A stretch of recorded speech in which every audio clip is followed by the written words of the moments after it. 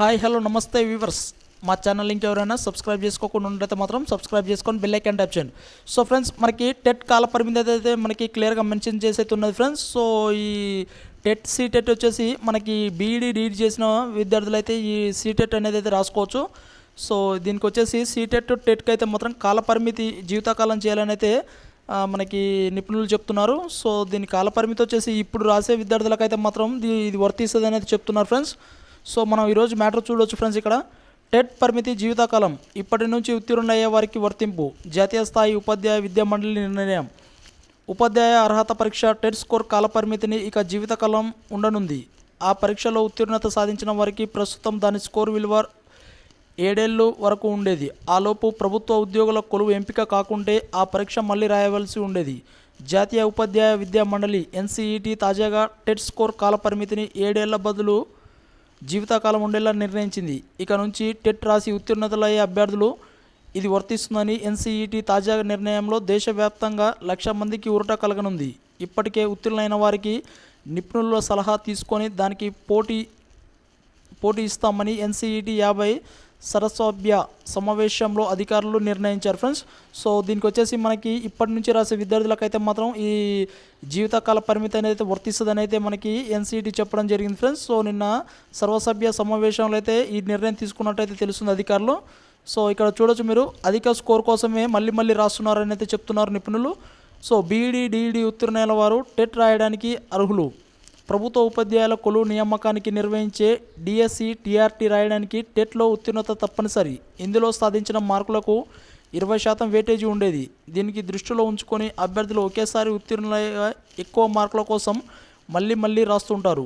ఒకేసారి ఉత్తీర్ణులైతే TET score జీవితకాల విలువ ఇస్తామని తాజాగా నిర్ణయం తీసుకున్నారు. పోటీని తట్టుకొని ప్రభుత్వ కొలువు దక్కించుకోవడానికి అధిక స్కోర్ కోసం అభ్యర్థులు ఈ పరీక్షకు ఎప్పటికప్పుడు రాస్తూనే ఉంటారని నిపుణులు చెప్తున్నారు. అధిక స్కోర్ సాధించిన వారు తాజా నిర్ణయం కారణంగా గడువును తీరిపోయేలోపు పరీక్ష రాయవలసి ఉండే పని ఉండదని చెప్తున్నారు ఫ్రెండ్స్. సో ఈ పరీక్ష అయితే మాత్రం వాళ్ళ గడువు అయిపోయేలోపు మళ్ళీ పరీక్ష రాసే పని ఉండకుండా వీళ్ళైతే జీవితకాలం ఉండే నిర్ణయాన్ని అయితే తీసుకున్నట్టు తెలుస్తుంది. సో వీళ్ళకి లైఫ్ టైం అనేది అయితే వర్తిస్తుందని చెప్తున్నారు ఫ్రెండ్స్. సో అదైనా ఇప్పటి నుంచి రాసే విద్యార్థులకి వర్తిస్తుంది అనేది చెప్తున్నారు. సో ఆ నిర్ణయాన్ని అయితే మాత్రం అమలు చేస్తానికి అయితే అన్ని విధాలుగా ఏర్పాటు చేశారు ఫ్రెండ్స్. సో ముగిసిన 3 టెట్ల గడువు అనేది చెప్తున్నారు. సో మనకి AP&TS ఉమ్మడిగా ఉన్నప్పుడైతే మాత్రం మనకి టెట్ సీటెట్ వచ్చేసి మనకి 2011లో నిర్వహించారు దీనికి. సో ఇది వచ్చేసి మనకి 2014 తెలంగాణలో అయితే మాత్రం 2016-17లో అయితే మనకి పరీక్ష నిర్వహించారు. సో మనకి తెలంగాణ వచ్చినాక 2 సార్లు నిర్వహించారు. సో దీన్ని అయితే మాత్రం జీవితకాల పరిమితి చేస్తామంటున్నారు. సో ఇక్కడ చూడొచ్చు మీరు, ముగిసిన 3 టెట్ల గడువు. మొదటిసారి ఉమ్మడి రాష్ట్రంలో 2011 జూలైలో టెట్ నిర్వహించారు. ఈ పరీక్షకు ఉమ్మడి రాష్ట్రంలో 4 సార్లు నిర్వహించగా తెలంగాణలో ఆవిర్భావం తర్వాత రాష్ట్రంలో 2 సార్లు నిర్వహించారు. 7 ఏళ్లకు కాల పరిమితి కావడంతో ఉమ్మడి రాష్ట్రంలో జరిపిన 3 టెట్ స్కోర్ గడువును తీరిపోయింది. ఉమ్మడి ఏపీలో చివరిసారి 2014 మార్చిలో టెట్ జరపగా దాని కాల పరిమితి కూడా వచ్చే ఏడాది మార్చి నాటికి ముగియనుంది. తెలంగాణలో 2016 మేలో మొదటిసారి, 2017 జూలైలో మొదటిసారి పరీక్ష జరిపారు. అప్పటి నుంచి మళ్ళీ నిర్వహించలేదు. ఇప్పటికీ ఉత్తీర్ణులైన వారు కూడా తాజాగా ఎన్సీఈటీ నిర్ణయం వర్తింపజేస్తే రాష్ట్రంలో వేలాది మంది ప్రయోజనం కలుగుతుందని బీఈడీ డిఈడీ అభ్యర్థుల సంఘం రాష్ట్ర అధ్యక్షుడు రామ్మోహన్ రెడ్డి తెలిపారు ఫ్రెండ్స్.